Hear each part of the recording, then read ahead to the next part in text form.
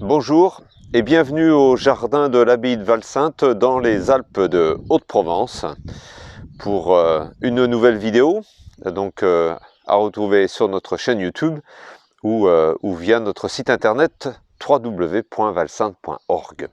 Ce jardin est riche d'une collection de 500 variétés de rosiers et donc je me devais de faire quand même quelques vidéos sur le rosier et particulièrement sur la taille, qui est un sujet qui interroge souvent beaucoup de monde.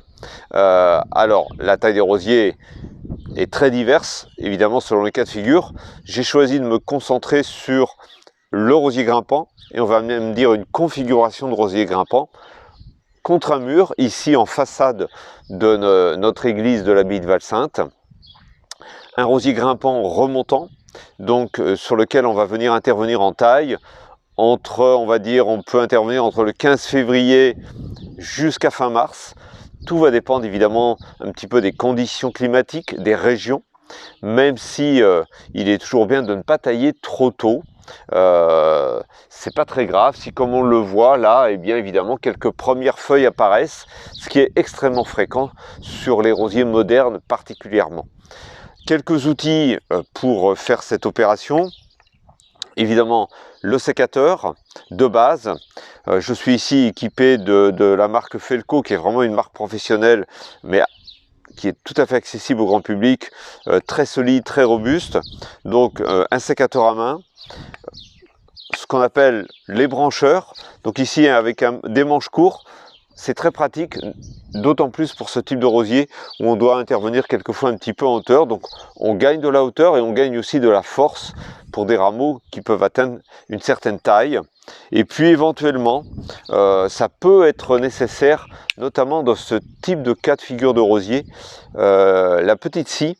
On appelle ça le couteau-scie qui se replie, parce qu'on peut être amené, et on va le voir ici, à devenir couper de grosses charpentières. Et là, l'outil scie est indispensable. Alors, je vais poser les outils dont je n'ai pas forcément besoin pour la petite explication. Un rosier grimpant, celui-ci a maintenant pas loin de 10 ans. Il est formé de charpentières, c'est-à-dire des grosses branches principales. On les voit qui partent d'en bas, qui vont se diviser en sous-charpentières. Sur ces charpentières, si je prends celle-ci par exemple, eh bien on voit qu'il y a des petits départs qui vont être les jeunes rameaux futurs porteurs de fleurs. Sur un rosier remontant, chaque pouce, on voit ici des bourgeons qui sont à même de démarrer, chaque pouce est susceptible de porter une fleur. Ça ne veut pas dire qu'elle va forcément porter une fleur.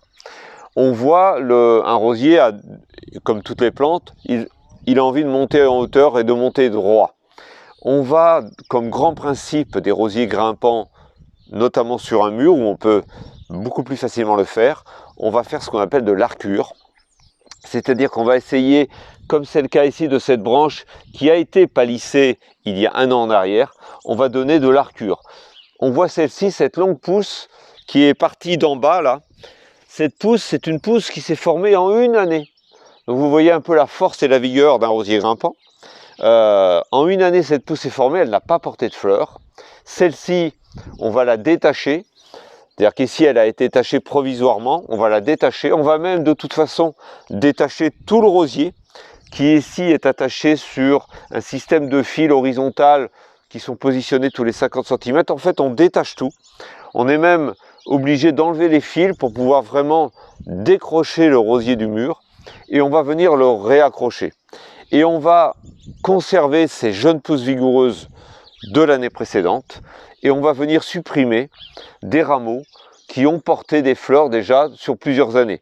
Alors je vais prendre celui-ci en exemple. Celui-ci, cette branche, on va la supprimer complètement, c'est-à-dire qu'on va venir l'enlever depuis la base pour libérer de l'espace. Et on a en remplacement celle-ci, celle-ci, on a aussi celle-ci, celle-ci, on a plusieurs branches qu'on va pouvoir venir organiser. Vous voyez qu'on ne peut pas tout garder, ça ferait un gros volume de branches, les branches se gênent, la lumière passe mal, et en fait, à la fin, on a moins de fleurs. Donc pour avoir plus de fleurs, donc, on sélectionne, on profite de nouvelles pousses qui partent d'en bas, pour supprimer des anciennes charpentières. On aurait celle-ci aussi en bas qui serait éventuellement à supprimer, et c'est là où on utilise l'acier goïne parce qu'on est obligé de venir vraiment de couper d'en bas. Et le fait de supprimer des charpentières encourage le rosier à réagir d'en bas. Si on regarde ici, on voit déjà des bourgeons qui redémarrent. C'est d'ailleurs tout l'avantage de ne pas tailler trop tôt, ou bien quand le printemps commence à s'engager, on commence à voir là où les bourgeons veulent démarrer. La seule délicatesse, c'est qu'il ne faut pas casser ces petits bourgeons qui démarrent à la manipulation. Donc premier travail, on sélectionne les charpentières, on décroche, et ensuite, sur des rameaux que l'on a conservés et qui avaient déjà fleuri l'année précédente, par exemple si c'est le cas de cette branche que je vais garder, je vais simplement venir tailler celle qui avait fleuri l'année dernière, comme celle-ci par exemple, on va venir la tailler à 3 yeux. Donc, ou 4 yeux, c'est-à-dire qu'ici on va garder 3 à 4 yeux sur ce court rameau. Cette partie-là est supprimée. Et on est venu choisir un œil, ici, qui se dirige plutôt vers l'extérieur. On va essayer d'éviter d'envoyer les pouces contre le mur. Donc c'est simplement ça le grand principe de la taille. C'est vrai que les rosiers grimpants demandent évidemment plus de temps, beaucoup plus de manipulation que des rosiers bas. Ça demande vraiment, c'est très important, de détacher et de venir réattacher. Il faut des gros gants, là je suis un manu mais on fait vraiment passer un manu. Ensuite il faut des liens, soit on utilise ces petits liens plastiques qui ne blessent pas.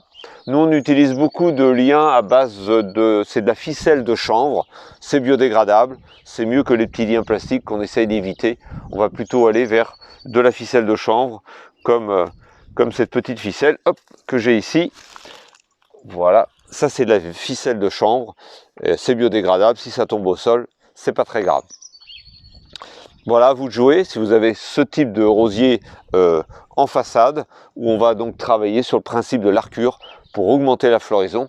Et évidemment, on essaye aussi d'aller jusqu'en haut et de créer l'arcure depuis le bas jusqu'en haut. Donc certaines branches là-haut vont aussi être positionnées et arquées. Voilà pour le rosier grimpant. Je ferai d'autres vidéos pour les autres rosiers à d'autres moments, notamment les rosiers anciens non remontants. Ce sera certainement pour le mois de juin. Merci, à très bientôt.